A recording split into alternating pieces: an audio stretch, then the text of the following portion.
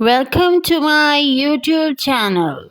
Today's viral news. Viewers, in today's video, I will tell you about the history of Sweden. And if you want to get the viral news of today, don't forget to subscribe my YouTube channel. Today's viral news and press bell icon to get the notifications of my videos. The history of Sweden can be traced back to the melting of the northern polar ice caps. From as early as 12,000 BC, humans have inhabited this area. Throughout the Stone Age, between 8,000 BC and 6,000 BC, early inhabitants used stone crafting methods to make tools and weapons for hunting, gathering, and fishing as means of survival.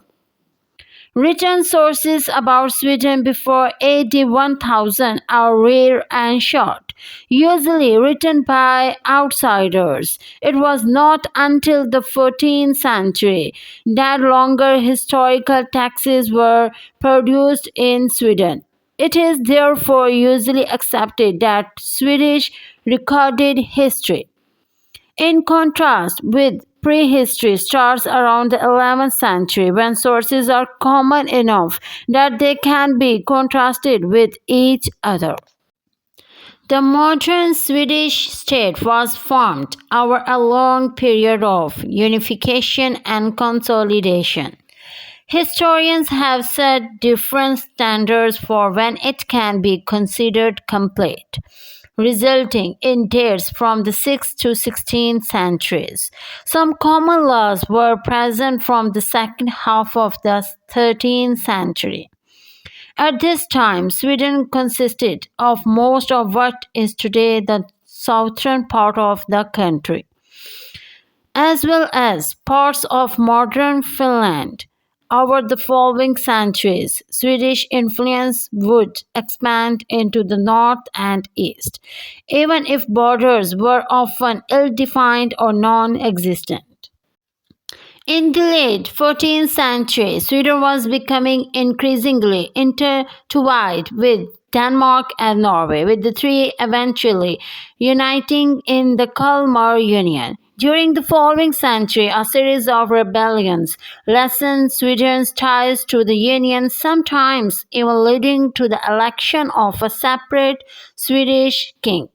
The fighting reached a climax following the Stockholm bloodbath in 1520, a mass execution of accused heretics orchestrated by Christian II of Denmark, one of the few members of the most powerful noble families not present. Gustav Vasa was able to rise a new rebellion and eventually was crowned king in 1523. His reign proved lasting and marked the end of Sweden's participation in Kalmar Union. Gustav Vasa furthermore encouraged Protestant preachers, finally breaking with the papacy and establishing the Lutheran Church in Sweden, seizing Catholic Church property and wealth.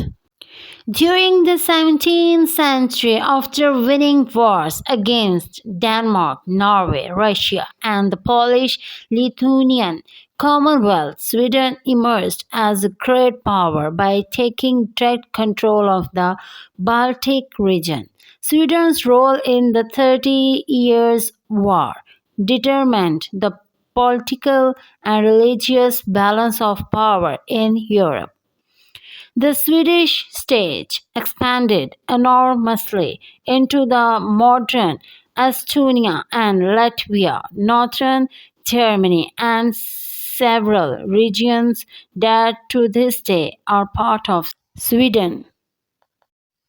Before the end of the 17th century, a secret alliance was formed between Denmark, Norway, Polish-Lithuanian Commonwealth, and Russia against Sweden.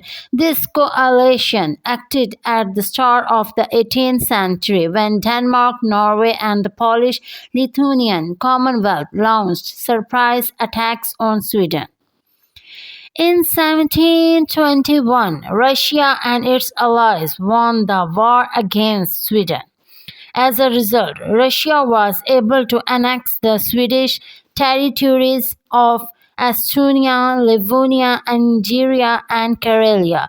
This effectively put an end to the Swedish Empire and crippled her Baltic Sea power. Sweden joined in the Enlightenment culture of the day in the arts, architectures, science, and learning between 1517 and 1800.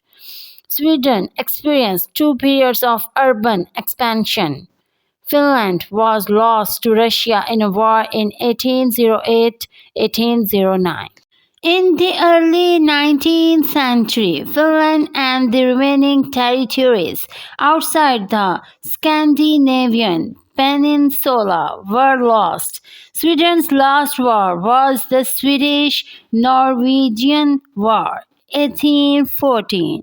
Sweden was victorious in this war, leading to the Danish king being forced to cede Norway to Sweden. Norway was then forced to enter into a personal union with Sweden that lasted until 1905. Since 1814, Sweden has been at peace, adopting a non-aligned foreign policy in peacetime and neutrality in wartime. During World War I, Sweden remained neutral but let the Germans travel in the country.